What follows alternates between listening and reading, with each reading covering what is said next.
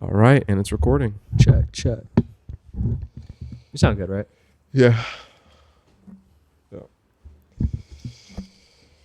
And Griffin can hear us, so he knows that we sound good. Yeah. Perfect. Let's start. My boy's just chilling. Welcome back to another episode of Run the Tape. 3 dudes, 1 game, all the tape. I'm your boy Liam. Your boy Kai. And Griff.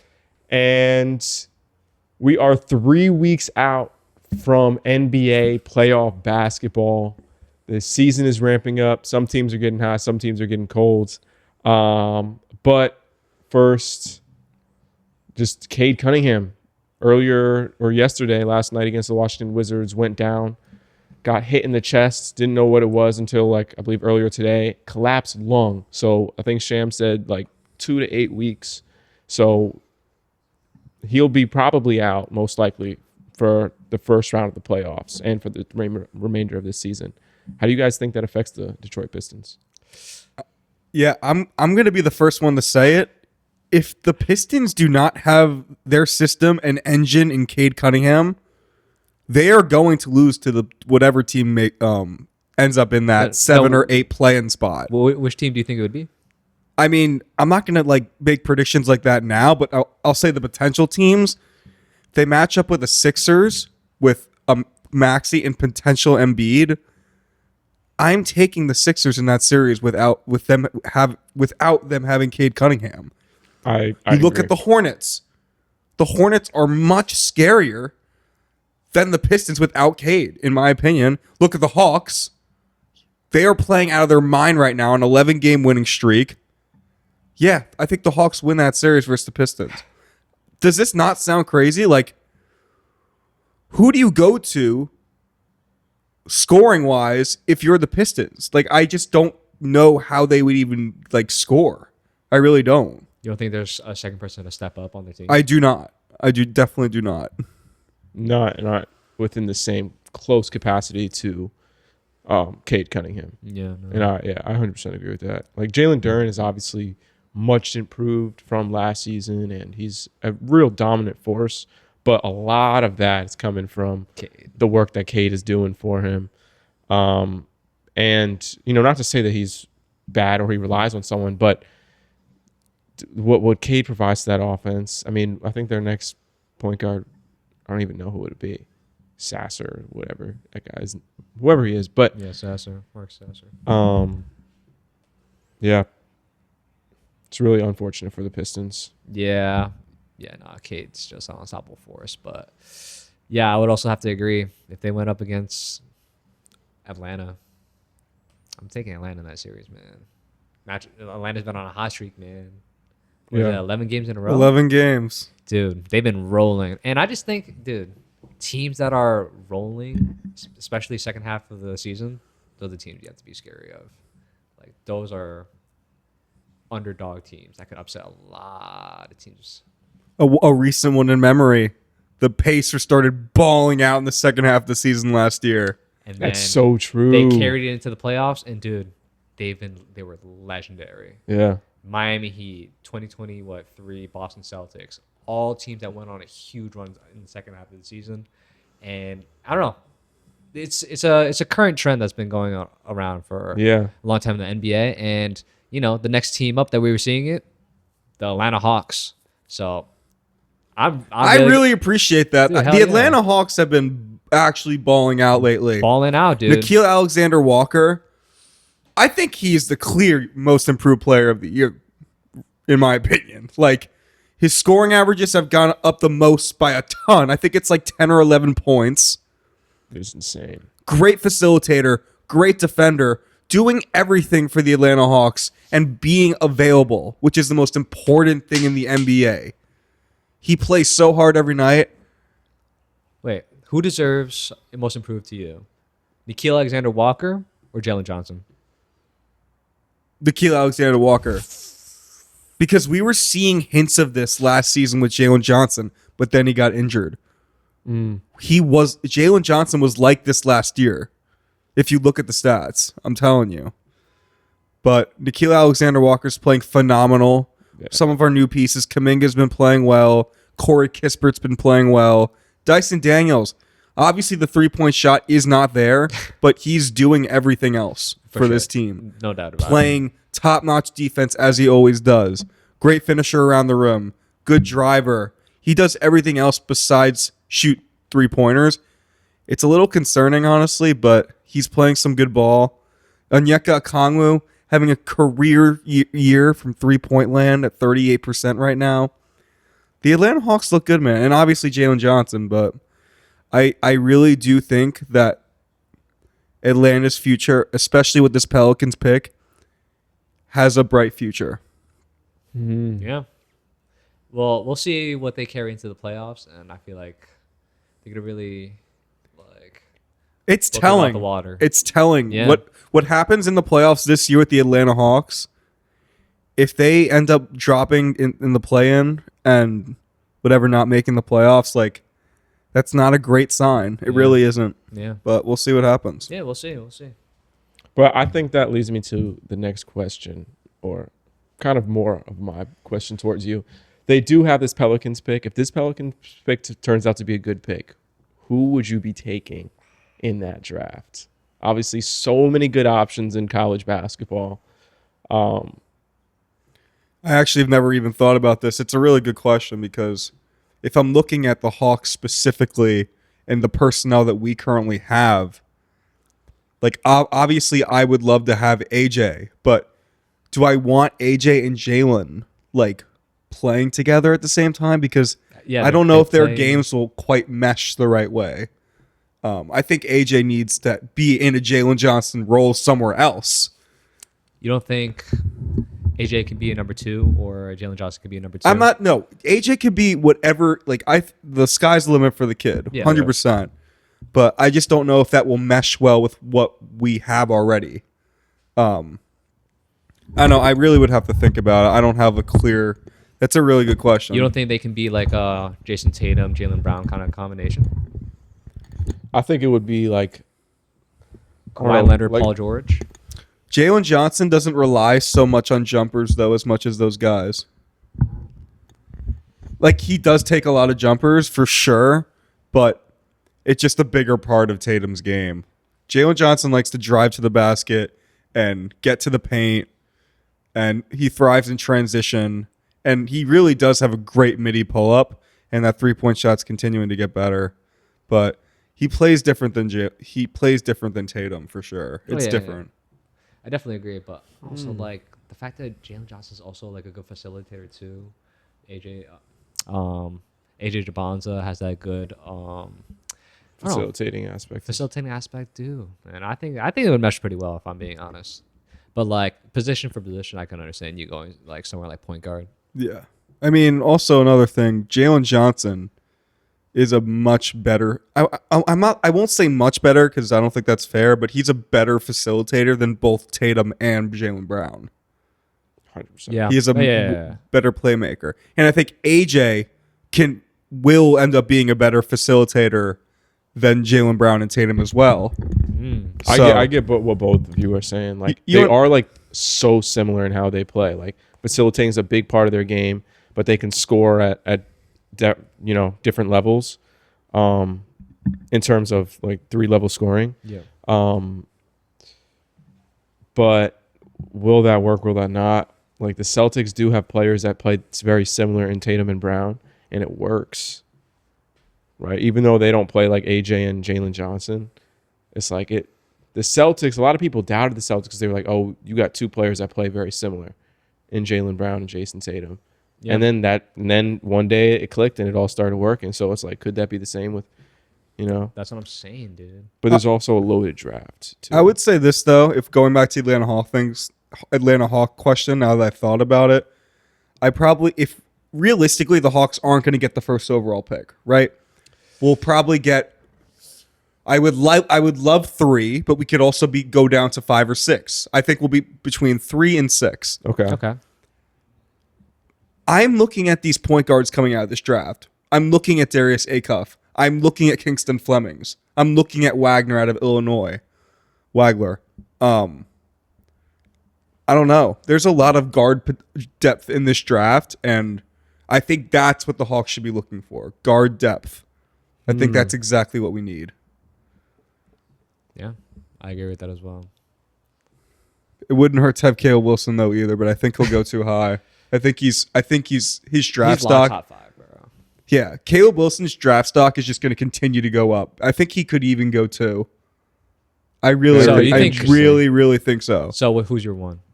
My one is AJ. Okay. I think AJ's the I number think one consensus one between the 3 of us at least. pick. Yeah, AJ's Definitely not one. consensus though. No, not consensus around the around media, but just strictly talking about us. I don't know about you. Yeah. What do you think? Okay, AJ as well. Yeah, It's going to be in my when it gets to summertime. My prediction right now, I'll book it. I think it's going to be AJ at 1, Caleb Wilson at 2, and then Peterson will get 3. You think Caleb Wilson over Darren Peterson? Yes. You think the risk of Darren Peterson with his draft stock will eventually take him down? It's not even that. I just think Caleb Wilson is such a great prospect. And Just strictly just pure basketball. yes, pure basketball. I don't know, man. You really like you Caleb were the Wilson. one praising Darren I think Peterson. Caleb like, Wilson will weeks be an ago. all-star big in this league. I really do. Okay. I see Do it. you think Darren Peterson will be great at his position? I think Darren Peterson will be good for sure. Okay. You Do you think he'd be an all-time great? Who? Darren Peterson. I'm not going to answer that. I don't know. That's a tough question. Could No, he be an I'm not- all-star? Could he be an all-star? Yes. Okay. What's Caleb Wilson's floor, in your opinion? Ooh. Caleb Wilson's floor? Yeah.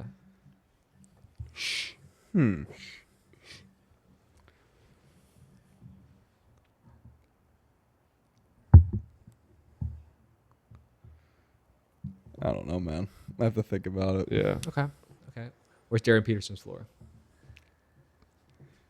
These are tough questions, man. These are tough. I think Darren Peterson can have a really bad floor.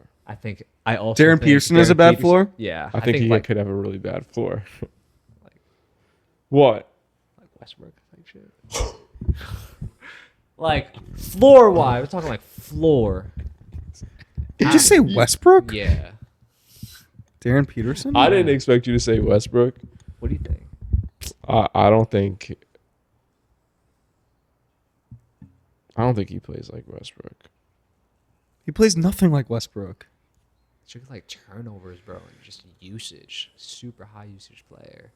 But like I also think he's great offensively, but like, dude. That's what I think. I his think floor could be. floor. I was thinking differently. I was thinking like Tobias Harris, where he's just not the offensive engine that we thought he was in the NBA. Where like players and he just like Tobias Harris can score, and in his prime he can go out and get a bucket, but he wasn't like. The difference between Tobias Harris and Darren Peterson, though, is that I feel like Darren Peterson will need the ball in his hands a lot more than Tobias. I totally agree with that. I'm talking about floor, bro. But so you think that Darren Peterson could adjust his role to become that like role player that Tobias Harris is?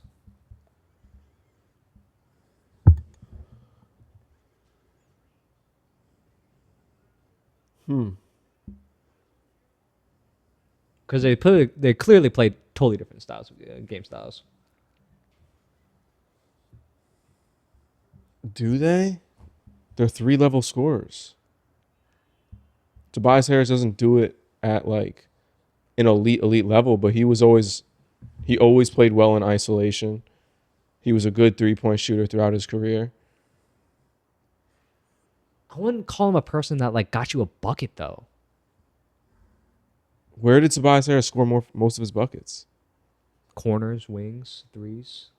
He wasn't just a catch and shoot 3-point shooter. He wasn't just a catch and shoot, even but like still, with that was his Detroit, main even point with of his Detroit, career. they run isolation for Tobias Harris. They do. They do. They run overload with Tobias all the time. Shit, man, that's a good eye. Yeah, bro. But that's what I'm saying. Darren Peterson's floor could be a guy who needs the ball in isolation because that's how he gets a bucket, but isn't super elite at that, at like the NBA level. Okay. What do you think? What's the question? Sorry. What do you think Darren Peterson's floor could be? That's a tough question. I think Darren Peterson's floor is like, ooh, this is actually really bad. I think Darren Peterson's floor, and I don't think this will happen, but his absolute floor is Kevin Knox. I understand that. That's disrespectful. Listen, I think Kevin Knox. Kevin Knox is like one of the worst players of all time, bro. Listen, like, One of the worst players of all time. that's not fair to say though about Kevin Knox. How's that not fair to say? Because he's still in the G League balling out right now. Like I understand, yes, his NBA career was not successful, but he wasn't a bad basketball player. You know what I mean? Do not speak highly of freaking Kevin Knox, bro. Bro, In college, he was nice, bro. In the I NBA, thought he was he's gonna what? be- In the NBA, he was what? But the point being is, I thought he was going to be Kevin Durant. So Yeah. the Darren Peterson comparison, I get. That's what you thought. I think the rest of the world thought differently, bro. No, They were like- people were high on Kevin Knox, bro. but mad people were thinking he was KD. Okay, I don't know, Maybe you were. but that was a That's real not what I player thought. comparison. That was a real player comparison. Kevin Durant, Yeah, no. People were chatting, bro. obviously, but People we didn't said know that? that. That's what I'm saying, bro. yo. I said that shit. I was like, yo, I thought this guy was Delusional Knicks fan. That's what you are, I mean, bro. possibly. And then he had that Fortnite. Oh, that's when I knew we were cooked. That's when I knew he wasn't Kevin Durant, bro. I was like, damn. Those were bad years. Yeah, those are bad years. But you look on them highly. Let's talk about another team that got hot recently. Luka's 50? Damn. Lucas 50. Again. You know what? This is exactly what I was about to get to. You know what other team is hot right now? The Los Angeles Lakers. They have been on a heater. I believe it's a 6-7 game winning streak at this point. Is that what it is? Should be around there. Hold up. Right. Luka has been on an absolute heater. He's been dropping 40 bombs, 50 bombs, 51 bombs, Triple doubles. and honestly doing it efficiently at this point in the season. He's stepped up from what 7-game winning streak, about to be 8. 7-game winning streak. Could be 8. LeBron has really stepped into his role as the third option, and Luka has stepped into his role. Austin Reeves has stepped into the role as being the second option, and it's looking good, right? We all knew the potential of the Lakers when, I think we all had some delusions about the potential of the Lakers at the beginning of the season. Of course. But now we're really starting to see a coherent team that's starting to play better together, starting to, not great defensively, but tighten up on the defensive end. I'm not gonna lie, they look like they're having fun out there, bro. I think That's true. Beginning of the season, they looked miserable. A lot of flaws. Middle of the season, and I think we all were talking about that throughout the season. But now, I think those troubles have really gone away, man. I think they've really gone to having like fun basketball out there. I can't lie. I think it was a very dark time for the Lakers this season when they were without Reeves for those 6 weeks. Mm-hmm. That was tough. But ever since he's been back, they've been balling out for sure. Austin Reeves is their X factor and difference maker. He brings you scoring, playmaking, clutch shot making, and just an absolute dog of a human being in general. Mm-hmm. Yeah. Austin Reeves, I don't know, man. He's obviously up for a contract this year. Do you think he is worth the 5-year, $200 million deal? That's the max amount of money he can make. Do you think he's worth that? It all comes down to one thing, right? What he does in the playoffs. Yeah, because he did struggle in the playoffs last year. That potentially brought down his value. But So again, Griff, let's say the Lakers make it to the WCF. Where do you see how much Austin Reeves gets paid? if Austin Reeves plays a viable role in the Lakers going on a run To the WCF. to the WCF, yeah, I think he gets that $200 million contract. I think seeing that and seeing what could happen with LeBron eventually leaving and what they can do with money and how they can spread out their roster, I think that the Reeves deal is smart, and you just build around Luka and Reeves, and I think that works. But it's going to require having a lot of 3-and-D and defensive-minded players who also can get you a bucket as well. Yeah. Marcus Smart has been a big pickup for them. You saw Ayton said he looked in the mirror and he told himself he's not that guy. So he's really stepped into his role. He's also a free agent this summer. Yeah. Oh, he's on a 1-year deal? Yeah. Oh, wow. The Lakers better be on the market for a big man this offseason. Would you bring Ayton back? You look for something big. You look for something better. But if so, if how you much? can, How much would you give him? what's his contract now?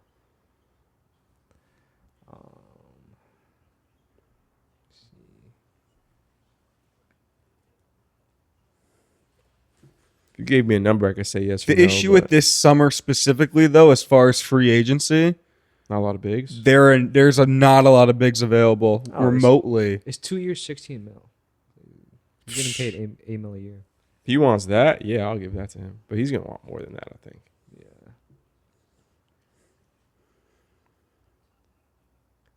Oh wait, so he's on a 2-year. Yeah, he's on a 2-year. Oh, okay. So he's not a free agent. He's not a free agent? No, he's not a free agent. Also, some other notable free agents. Quentin Grimes on the market. Ooh. This year he's getting paid $8.7 million. He's definitely getting.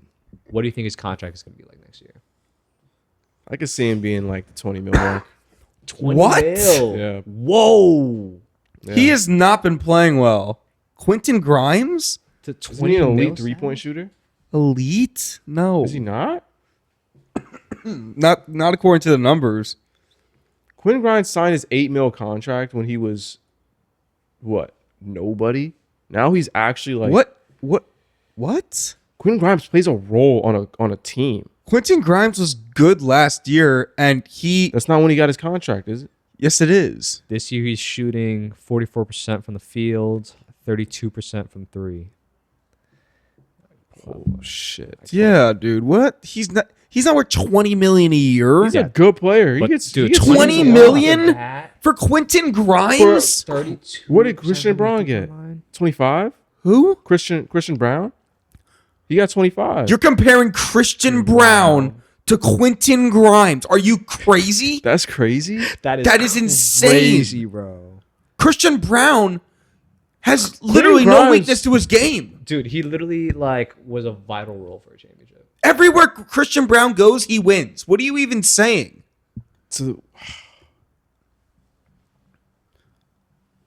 But I don't know, bro. I think that Quinn Grimes could get No, I'll paid say last year less than- when the 76ers were completely beat up, he was going off. In the beginning of the season, he was also going off, but just latter half of the year, he's just been so bad, bro. He's been awful for the 76ers.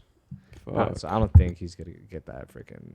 So what do you think he's gonna get? Less than $8 mil? I think he's going to get like a 1-year contract. Maybe like 8 million, 10 million. I think Quentin Grimes is going to get like a 2-year, like 15 mil. Wow. Player option? I don't know. But You don't think teams are gonna want him? no, I don't think so. Wow. All right, next free agent. Another person on the market. Mark Williams.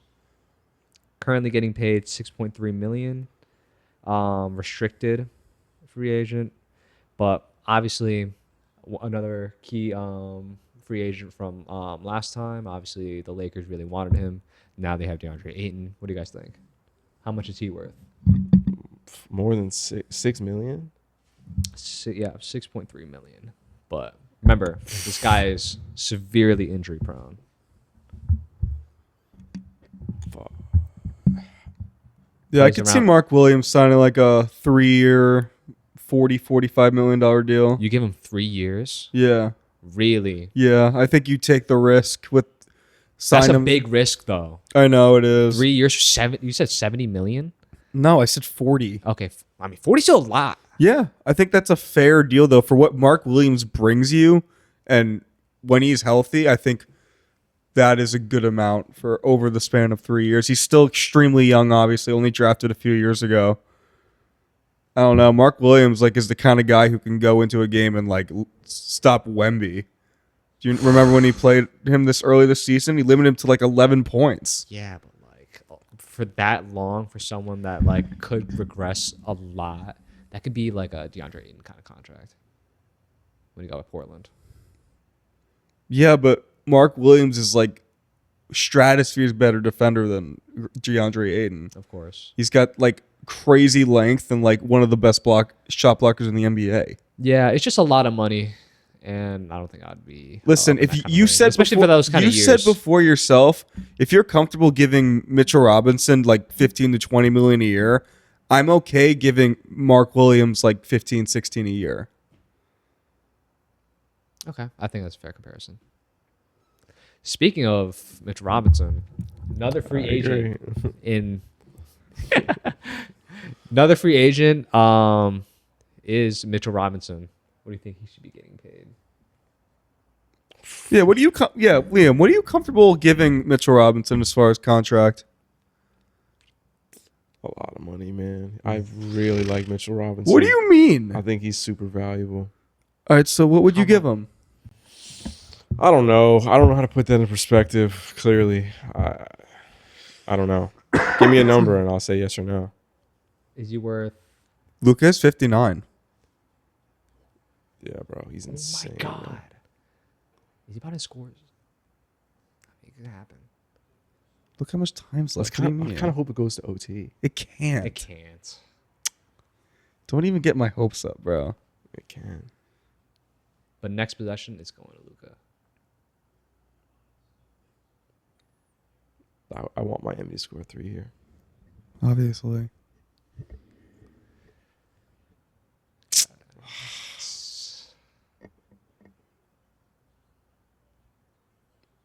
LeBron also has a triple-double, by the way. Jesus. Oh my Game's a wrap. God.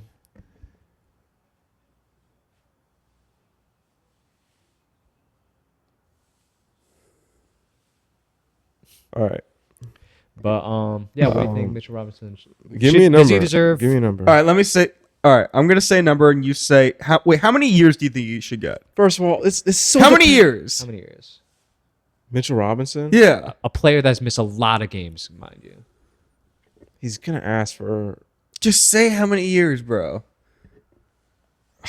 Dude, I think Why? he's so Just answer good. the question. I think high. It's so dependent on so many things. Like what? Like we have to pay Jalen Brunson at some point, so that's gonna affect how much I want to give. Wait, so you're good with giving him the eventual $80 million a year?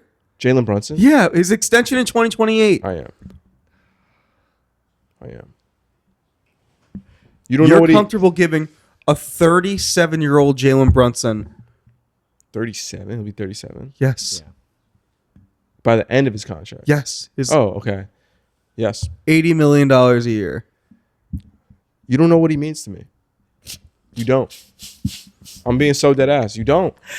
He deserves every dollar of what he gets. He took that sacrifice, and we had our years, and we bought in. We're bought in right now. But Jalen Brunson has been the consistent piece throughout it all. He deserves every penny that he can get. So if he asks for that, yeah, let's give it to him. I mean, that's fair. I agree with that. Well, interesting. All right. You don't agree with that? No. I mean, listen, there's two sides to it, though. Like, if I don't know, I get that as a true loyal fan of your team, and like obviously he's like the captain of New York City, but I don't know. I think He that took a like that massive could pay really cut, bro. that hurts your like future, man. I know, but you can But win. he also You could took you win to with so many Jalen Brunson on a heights, max right? contract. I don't think you're gonna end up. I don't think Brunson by like the last 2 or 3 years of his deal is gonna be the same player he is now remotely. I think he's gonna start like slowing down, like at a certain point. That's possible, yeah. But I think you still have a good time. So it's what? $80 million for 4 years. That's what the contract is. 80 mil per year for 4 years. Well, it's not. It doesn't start at 80. It's like 70s and then 80s, I think. Yeah. This is like backloaded. I'm saying like, it's average. What's the average per year? I couldn't tell you. Oh. All right, whatever. Regardless, You want to do one more free agent? Yeah. I bet. Ooh, actually, there's a few we can go. Jalen Duren is you pay him a lot of money. he's getting paid $6.5 million. He's gonna be a free agent. Fully He's a restricted free agent. restricted free agent. Oh, because I think the Lakers should go after him I don't know if they have the money, but with LeBron's contract. yeah, LeBron's contract off the books. This year's getting paid $52.6 million. Yeah, they'll be able to pay Duren. dollars. They'll be able to pay Duren if they let LeBron go. I think that's the number one person on the Lakers list should be Jalen Duren. So you're fully on the get rid of LeBron train right now. Oh. Well, let's be real. They're not winning a championship with LeBron on this roster. Why is that? They just don't have a good enough team. So if LeBron took a pay cut, If he took a pay cut, yeah, that would definitely help. would they be contenders at that point? Depending on who they got with the pay cut. Jalen Duren. Yeah. They'd be contenders Yeah. too. Lakers with Jalen Duren would be contenders. Luka just dropped a 60 ball. Sorry. Hey, There are yeah. 4 teams. There are 4 teams in the West out of contention. If they got Jalen Duren and they still kept LeBron, they would close that gap. Okay. What makes you think the Pistons aren't going to sign Duren to the max contract? No, I was saying the Lakers should have Duren at the top of their list in terms of free agents. They also have their own free agent, Austin Reeves, that they got to take care of too. So that's so he is a free agent this yeah, offseason. he is a free agent. Yeah. What do you guys think of Isaiah Hartenstein? What do you think he should be getting paid? He has a team option. Team option? He has $20.5 million team option. If I'm being honest, he's probably going to go back to Oklahoma. But yeah. He is paid $20 million a year? Yep. $28.5 million. How many games has he played? I feel like he's been out a lot. He has been out a lot. All right. You want to do next question? Yeah. Yeah. All right, let's go to some all-time questions. All right. Let's do ranking the most iconic NBA teams of all time. Okay. Iconic. What does iconic mean? I would say a team that like represents the league. When you think of the NBA, What teams do you think of? what teams you think of? Specific years and teams? No, just generally, just like all time. And how you view them. Like franchises. Franchise and how you view okay. them. One. What's your one? I know my one. Let's go bottom up. Let's go like top 10. Top 10. Yeah, what would be your 10th spot? I had to think about my one. Yeah. What's your top three? My one is Boston. My 2 is LA. My 3.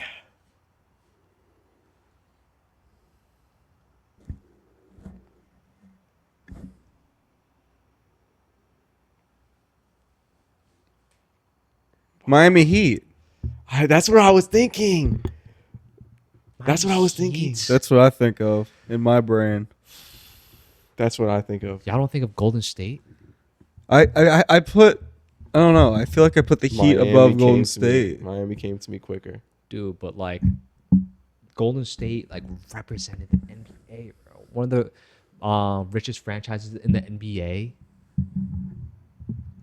Like that brought a whole wave of fans to the NBA. Yeah, but Miami When we did think it of- with, on two different waves, man. We're not talking about like team. We're talking about like the viewership and like what it means to the NBA. Golden State's up there, bro. They're not above the Miami Heat. I think they are, man. I really think they are. Steph Curry is way bigger than whatever D Wade was. Far. But Miami, LeBron.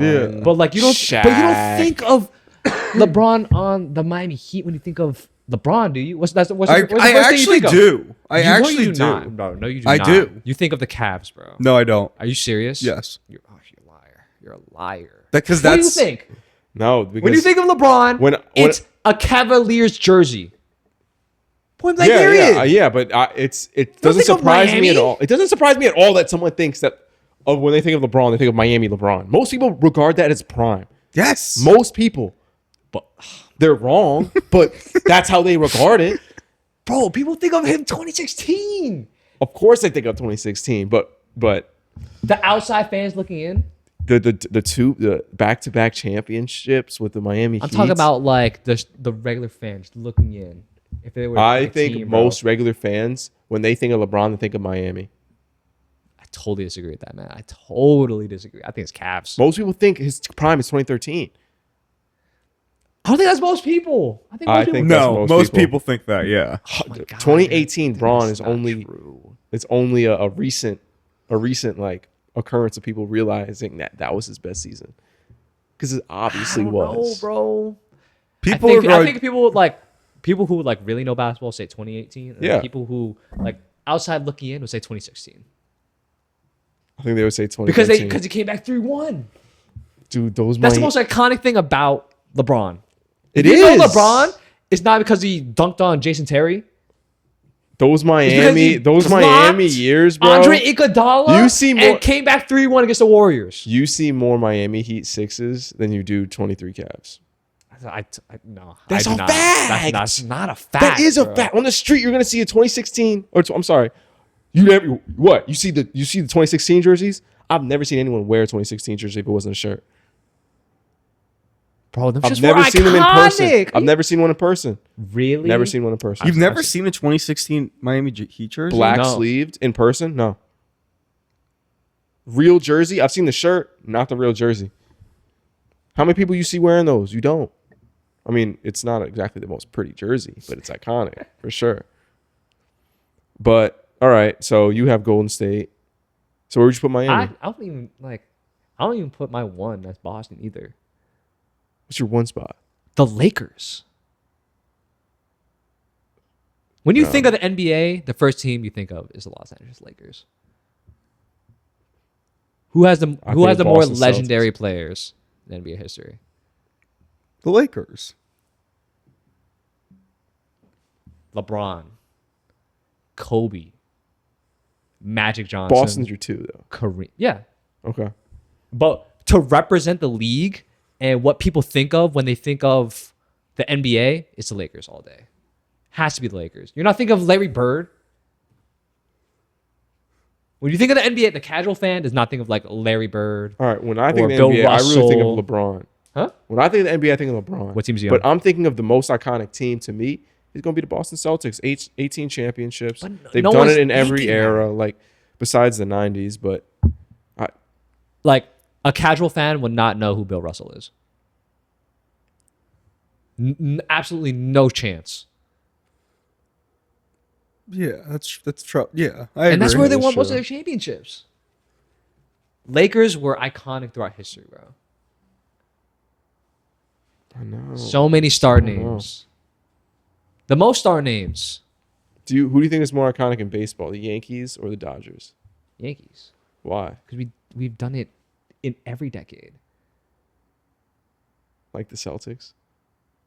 No, I mean we just have like ultimate star power. When you think of like the best players in history, you think of Yankees players. Like who? Jeter.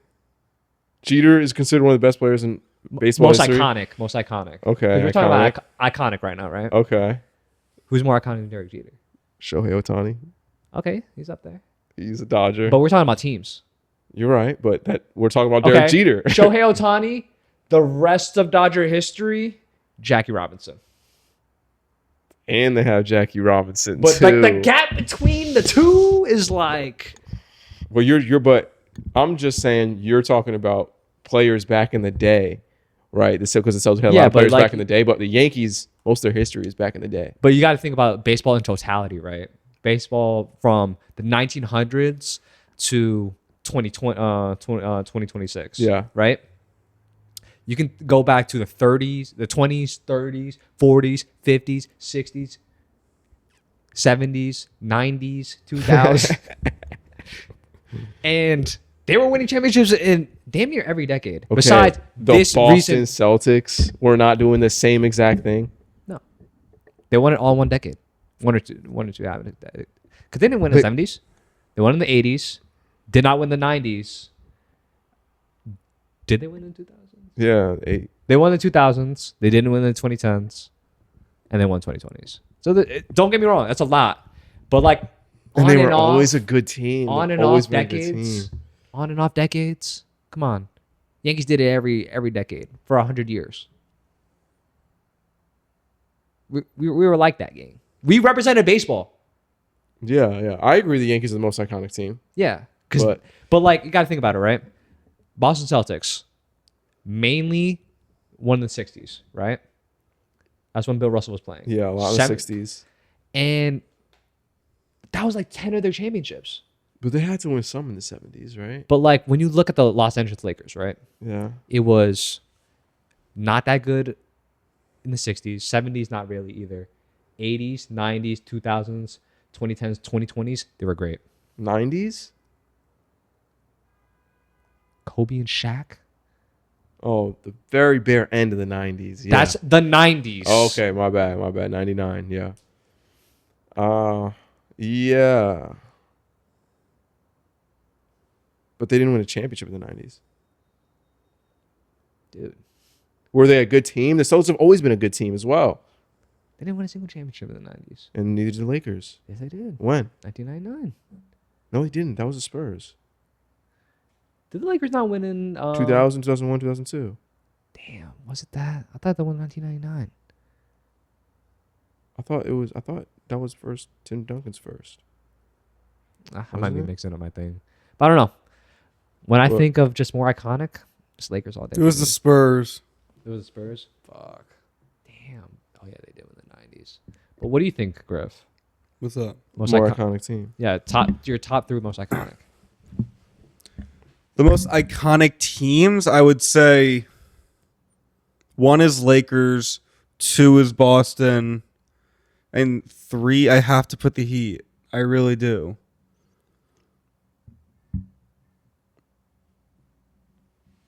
Yeah, no, I just wouldn't say that. I think Lakers, Boston, then I'd go Golden State.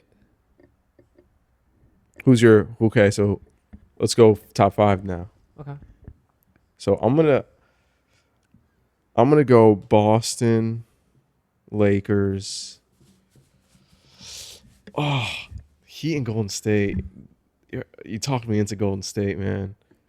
Golden State, like Steph Curry is so like, Steph Curry is one of the most popular players in NBA history. yeah. They also are the most valuable franchise in the NBA. That's what I'm saying. Yeah. And The Warriors really They- might be the third most valuable for yeah. the third whatever. The third most popular. you think? Yeah. You think so? So They really might. Miami's 4. Yeah. Okay. Like that. Yeah. And then 5. So what do you do? You doing Golden State 3, Miami 4? I'll go. Golden State had Will Chamberlain too, right? Yeah, but like people don't remember Golden State for that. He didn't win a championship with them. No, he didn't. Yeah, I'll go Golden State at my 3, and then Miami at the 4, and then the 5. I think Is Miami? I think 4 I'm going- either? I'm going Knicks. Knicks was up there too.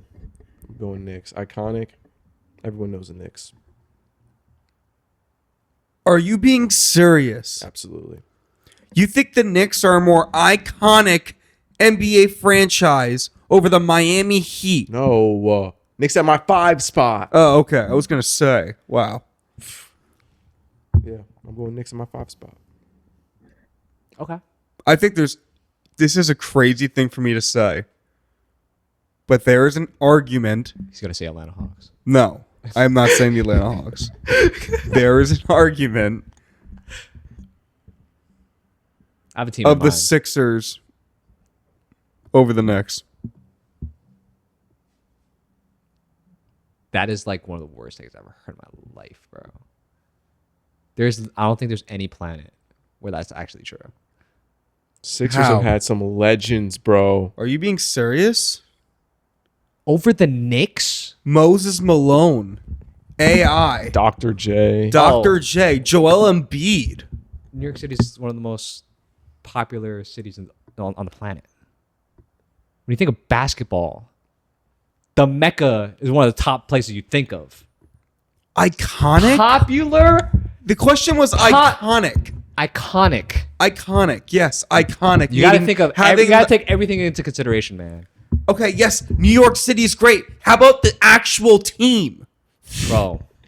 The team, what they've done. But like the Knicks represent so much more than just their bad years that you got to take that into consideration. Plus, like, no one really thinks of the Sixers like that, That's not true. bro. You think like a casual fan really People be thinking just about hate, the 76ers, okay, bro? realistically, What most top of this, player have they the ever country, had? everyone in this country hates Philly.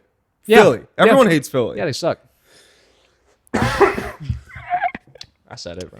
I don't care. But we're talking Who do about- you think is more iconic? The 76ers or the Milwaukee Bucks? Sixers. Sixers. But because the Bucks are a low market team. They're in the middle of Milwaukee. So it's about popularity. Isn't that what the question is? No. Iconic. It's iconic. Iconic popularity has a lot to do with iconic. That's why Golden State's up there. Why is Golden State up there? Because they've had stints in different eras and they've had the most dominant spree in NBA history. I think it's just Okay, a they lot. never had real stints. What are you even saying? Didn't they have a championship in the 70s? They had That's it. all right, that's something. That's more than the Knicks have. We have two championships in the 70s No, and then the they Knicks have more than the Warriors. in the 70s? Yes. Yeah, but what about all time? All time, obviously the Warriors, Yeah. The Warriors are the more iconic franchise. Yes. But I think that's majority is based off of Steph Curry's likability and what he's given to the game. I think 90%. What was I asked? Most popular NBA teams, Oh, okay. and like what the difference is between the Knicks and Golden State. And Okay. yeah, the Knicks and the Golden State based on popularity. Okay. Must have misheard the question or something. But Should we do hey, man. another question? Yeah, sure. I don't know, man. I think you also got to put the Chicago Bulls up there. That's all I'm saying. Y'all completely slept on those motherfuckers, bro. Yeah. Chicago would be actually. I think that's over Miami Heat, bro. I ain't gonna hold you. Chicago would be high. Bro, they're ass. They still sell out games.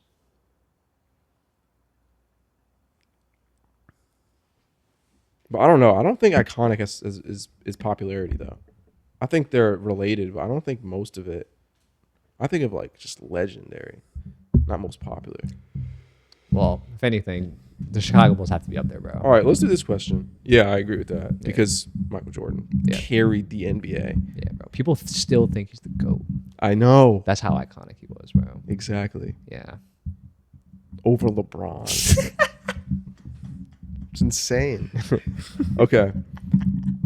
What are the most underrated players of all time? I think one of the most underrated players of all time is Sean Marion. Sean Marion. Yeah. Stretch big. not only stretch big, but like people really sleep on how elite Sean Marion's defense was. Like he was a really like an all defense kind of person, man. Not only just with like the Dallas Mavericks, where he obviously won a championship, but freaking legendary Phoenix Sun. Obviously, like people, and then obviously he's mostly known for his like ugly jump shot. Yeah. That's what he's known for. But let's be honest, kind of a shooter, bro. He can hit deep range shots. Obviously, good at driving at the basket. I think he was just like an overall really solid player, but like was overshadowed by different stuff. But still, also champion, really solid role player. I love Sean Marion. He was also extremely athletic as well. Really good body, really strong player. I think Sean Marion is the type of player where you put him into the modern NBA today, and he would still have a role and thrive. I totally agree. I totally agree with that. So yeah, give me Sean Marion as my underrated player. My most underrated player, and I said it to you guys earlier, is Joe Johnson. Joe Johnson, I believe, Joe is just because of how good he was for so long. Joe Johnson averaged over 15 points from 2003 to 2015. That's just longevity. And obviously, you know what Joe Johnson does. He's just an absolute killer. He's one of the most underrated clutch players of all time. One of the most clutch players ever. Great handle. Great shot maker. One of the greatest mid-range shooters in NBA history, you could argue. For sure. Great three-point shooter. Great three-point shooter. And sniper. Yeah. In his prime in Atlanta, obviously, he was one of my favorite players growing up. Hold your brakes. His time. When was his peak? His prime was when? Was when? On the Atlanta Hawks. I gotta see those Nets No. numbers. I'm literally looking at it. It's not even close. It's Really? not close. He averaged 25 on the Hawks. Did he? Yes. He also he averaged 20, 25, 22, 21, 21, 18, 18 on the Hawks. How many All-Star appearances does he have? Let's see.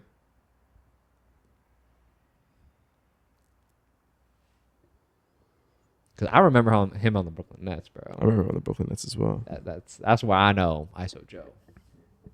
But I know he played a big role in the Hawks throughout that time. I know he played for the Hawks, but I didn't think it was that long. Yeah.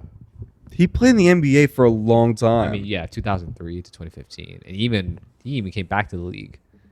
Then retired. Shout out to him being a Boston Celtic. Yeah, finishing his career out. He was 40. Yeah, you know why he? He by the way, Joe Johnson is a 7-time All-Star. Wow. Yeah, Wow. that's a good underrated pick. He made the All-Star team every year from 2007 to 2012 What a legend. on Atlanta. What a legend. All right, what do you think? I was watching 2000, I think it was 2009 Orlando Magic, and I thought of a good one. Rashard Lewis. Oh, I love Rashard This Lewis, guy bro. was getting buckets back in the day. Man, he was a big man. He was a 4, but he was one of the first stretch 4s that we ever saw. He shot. Sniper. He was a sniper from 3-point range. And when he was with the Orlando Magic, he had it off the bounce as well. And I don't know, he was a really like kind of revolutionary kind of player. And when I was watching him in those years, like he was good, bro. Like he was doing stuff I don't even remember him doing. So he would be my underrated. If I can't go Scottie Pippen, man. Gotta say it, man. Scottie Pippen's easily the most underrated player of all time. But people don't talk about that. Another underrated player I want to talk about real quick. JaVale McGee, bro. I think JaVale McGee was extremely underrated. Overhated as hell. People gave him crap his entire career, and people really need to look back at what JaVale McGee really did. Shaq and the Fool destroyed him. Destroyed his reputation. Bro, he And was what we one of the actually most athletic bigs at 7 foot. Catching lobs back in Denver all the way up there, and he just catched them, threw him down, man. Like, And he did it his entire career. yeah, People acting like he was He was like a winning big man. bum. yeah. But dude, I mean, he was also serviceable for a championship team. Like, he was underrated. So you think if JaVale McGee wasn't plagued by all the Shaq and the Fool business, and obviously he put a little bit on himself in these situations, but Shaq definitely made this a lot worse. Do you think if he didn't have this reputation, that he would be one of these guys who got one of those massive contracts in the late 2010s? Maybe. Because I mean, what we think of JaVale McGee is just like just not fair, man. Not to him. And hey, his name brand would have been a lot better if it wasn't Yeah, for because he was Shaquille a O'Neal. really solid pickup for the prime Golden State Warriors, Mm-hmm.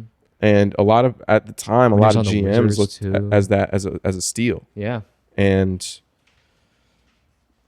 yeah, Shaq and the Fool really messed his image up because people would like see you mess up. They'd be like, JaVale McGee. He's trash. He's Yeah. terrible. But when you see him on the court, Yeah, he was actually really good. yeah. I was a victim of that. Not Yeah. gonna lie. I used to call people JaVale McGee all the time. But then you actually look at the stats and look how he played, and he's like, dude. Yeah, I gotta look at his stats too because you're right. He was underrated. But yeah, I think Most overhated player. most in NBA. overhated player, one of the most underrated players. You know who's another underrated player that I gotta talk about? Rajon Rondo. Okay, people do not know how valuable Rajon Rondo was to 2 championship runs. He was.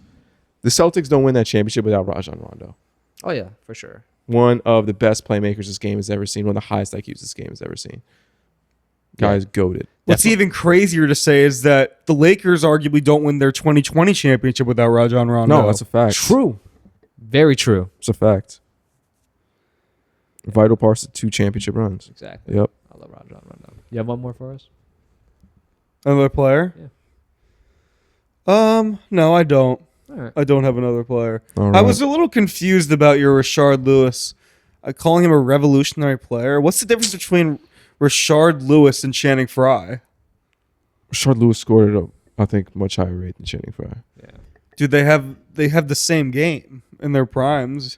Rashard Lewis could get off the bounce too. Channing Frye was like a catch and shoot 3. But it's what made Orlando revolutionary. But Rashard Lewis was solid, bro. He arguably has one of the worst contracts in NBA history. Really? He signed like $100 million deal for 8 years. yeah. I didn't know that. Yeah, But he was good, bro. No, you never hear anyone talk about Rashard Lewis.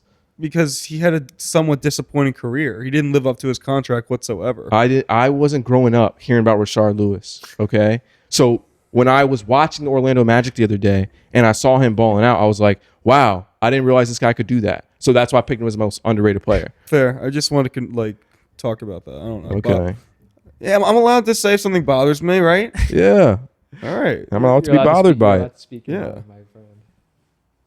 Now I gotta look up his stats. For who? Rashard Lewis. What's JaVale McGee's?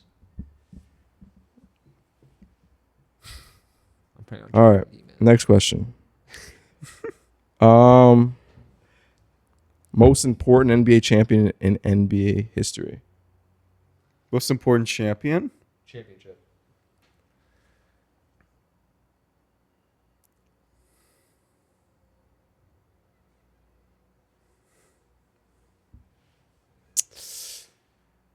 Most important championship in NBA history. How do you guys view that question? I don't know. It's kind of a tough question. It is a very tough question. I have to think about it. Is it Think like about this. What do you revolution- think Rashard Lewis averaged for his career? Like 13, 14, 14. What do you think his high was per season? like 22. 18, 19. 22. I call it? Yeah. How? Okay. That's impressive. That's impressive. yes. Okay. How many good years did he have?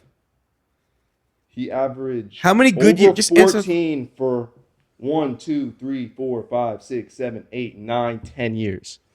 2 All-Star appearances. You don't hear about Rashard Lewis. He shot 40% off of 6 attempts a game. Did you know that about Rashard Lewis? Because I didn't. This guy was balling.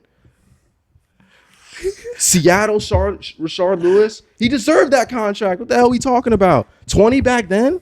That's like 30 today. I just think it's a little ridiculous how you could have named anyone in the NBA for the most underrated player in NBA history. No, I couldn't. I couldn't name Hall of Famers. Couldn't name any Hall of Famers. That's true. So Because they're in the Hall of Fame. you wanted me to pick an obscure option. He said you wanted me to pick an obscure option. So I did. A niche player, Rashard Lewis. Fair. Okay, fine. Damn. You got me. I'll go Scottie Pippen. That would be my number one most overrated player of all time. We want to be real about it. Underrated. Hakeem Olajuwon, underrated. That's who I would have gone with. We want to go with role players, man. Give love to the role players, bro.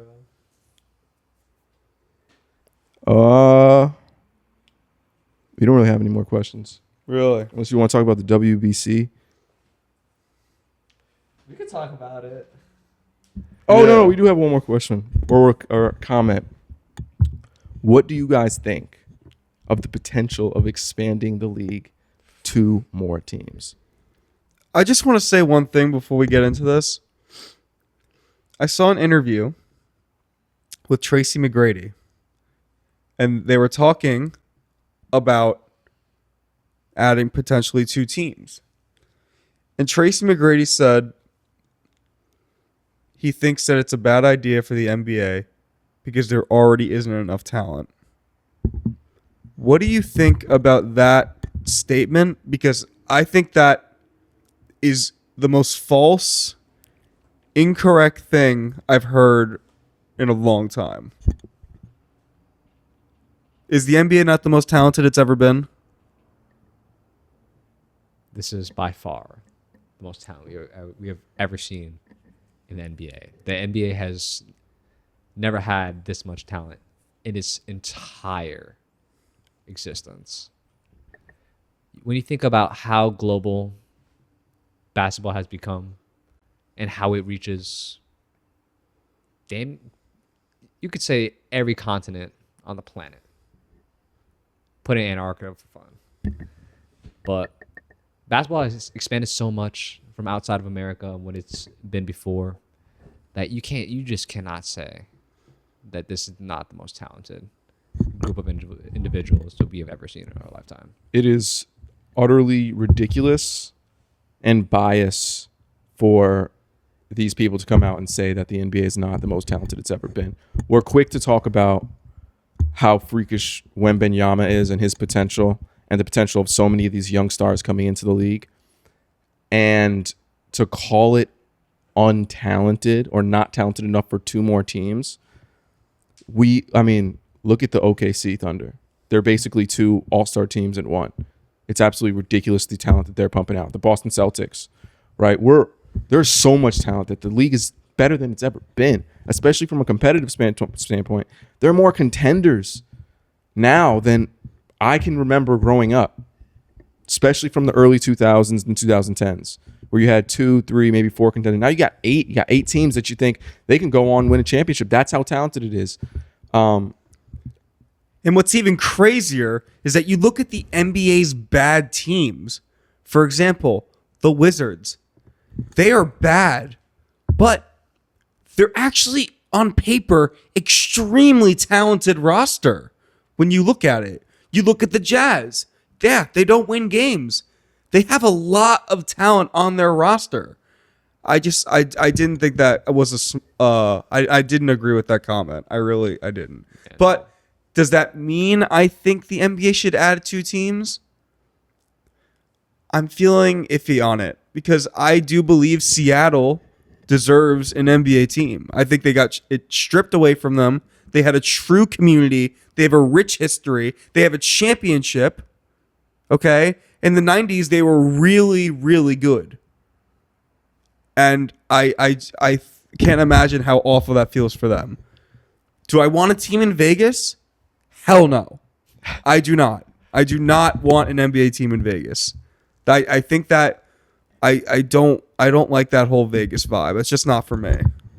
You're just a Vegas hater. Huh? Why not? I just don't like all just the money stuff. It kind of bothers me. I don't like how the NBA promotes all these gambling accounts so much now. It really frustrates me. It is very I don't like how frustrating. NBA players are in gambling commercials for like FanDuel and DraftKings. I think that gambling is addictive and it hurts people so much. And the fact that these athletes advertise it is not a good look. And it makes me lose respect for them. And I get they're getting paid a ton of money and they're providing for their family and doing whatever they need to do to bring home money. Like, I get that.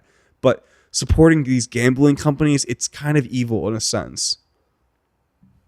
That's actually really interesting. And it's also interesting that that's something I haven't thought about before. And I actually kind of agree with you on that. And it's interesting that you don't see athletes, especially athletes that are currently playing, in alcohol commercials. I mean, obviously there aren't cannabis commercials yet, but primarily I think of alcohol, which is considered, it's a little more taboo nowadays. Gambling is considered not taboo at all, even though it has a lot of destructive qualities, right? So I think it's interesting how there's not that double standard for that. It's just that gambling is just so big and like just media in general, just like big boom of just like gambling and stuff. But Just- alcohol, You realize this only started like a few years ago, right? yeah, this is just like a recent thing. But alcohol is as well.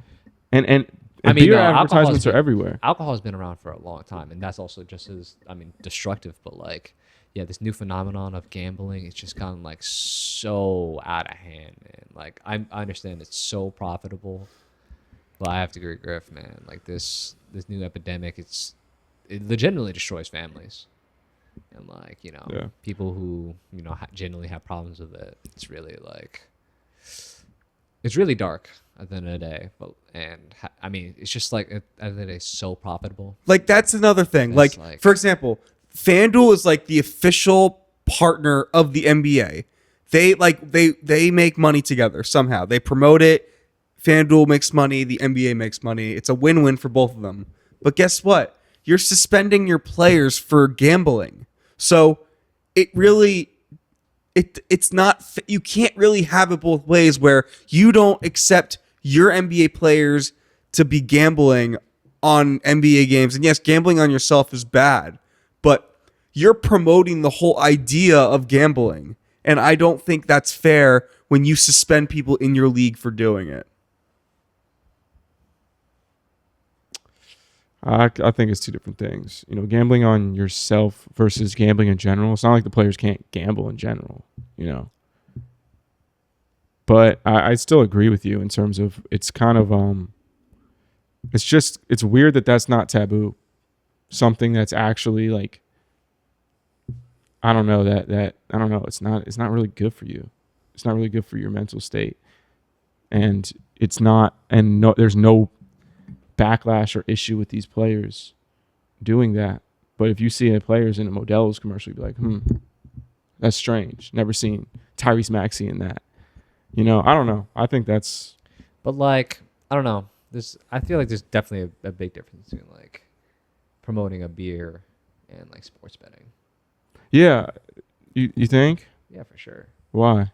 Because I don't know. I mean, beer has kind of like been advertised for like a while, and it's like at the end of the day, it's literally just like if You don't think there'd be backlash if a player that was currently playing was in a beer commercial?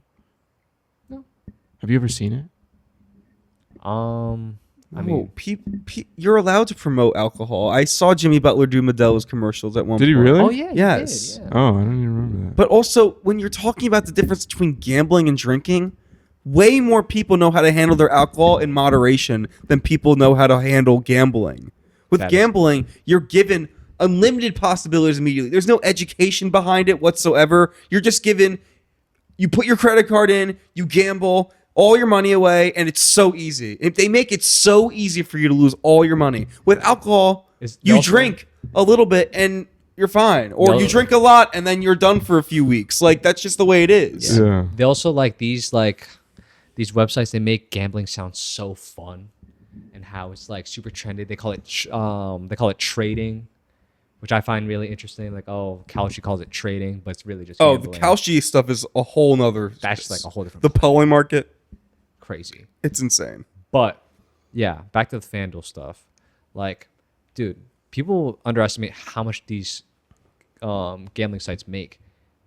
FanDuel made more than the NBA last year in profit. That's how like big this industry has gotten.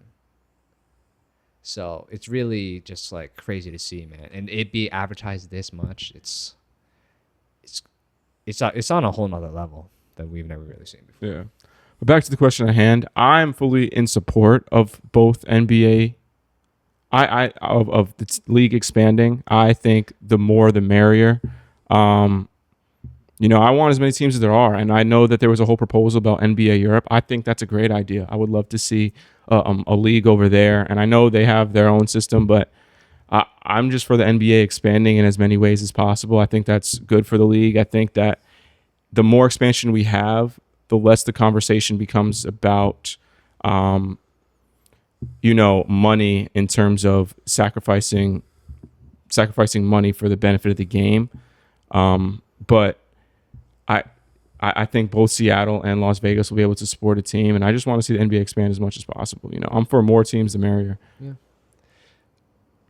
I would have to disagree with you. Yeah, NBA Europe, you're pushing it, man. You're pushing it with that. That's That was a a real lot. proposal. Yeah. No, I know. I mean, I would also disagree with that proposal.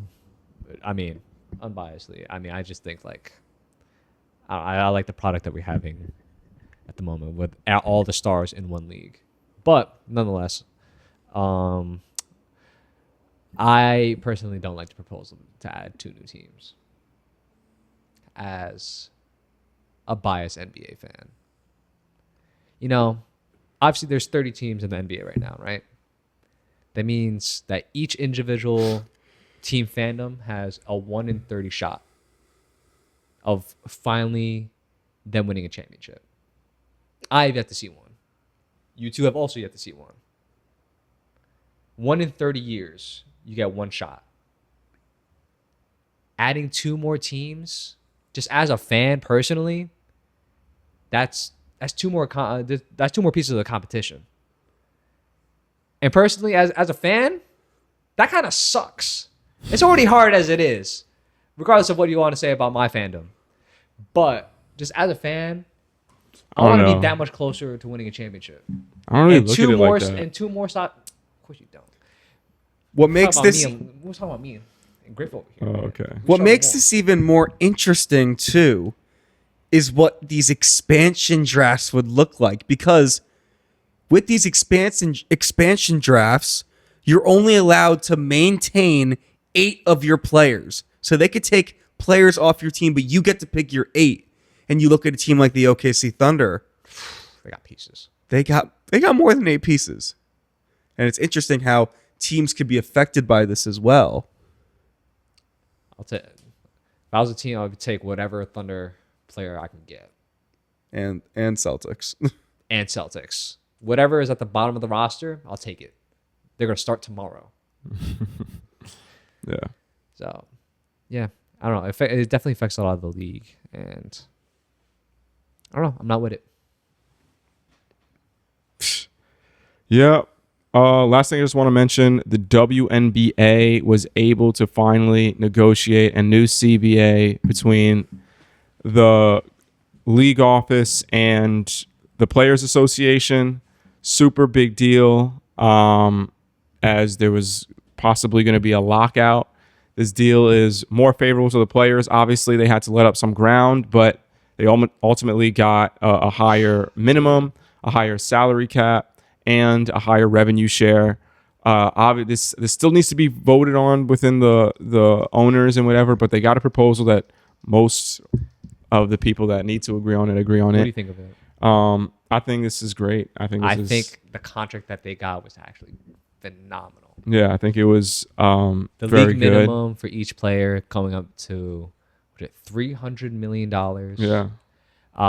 Which is way better than the $60,000 that they were previously getting.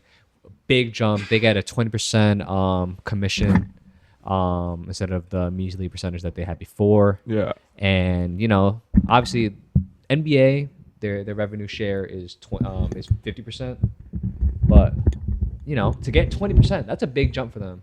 Exactly. And the way their revenue is set up is so much more complicated than the way the NBA's revenue set up is. They're not complete owners of the league themselves. There's a whole section that is owned by private investors, so it makes it a very more complicated situation. But for them to get to the 20% mark, it's a really big deal. Yeah. It's a really big deal. And, obviously the living conditions for the players are going to improve.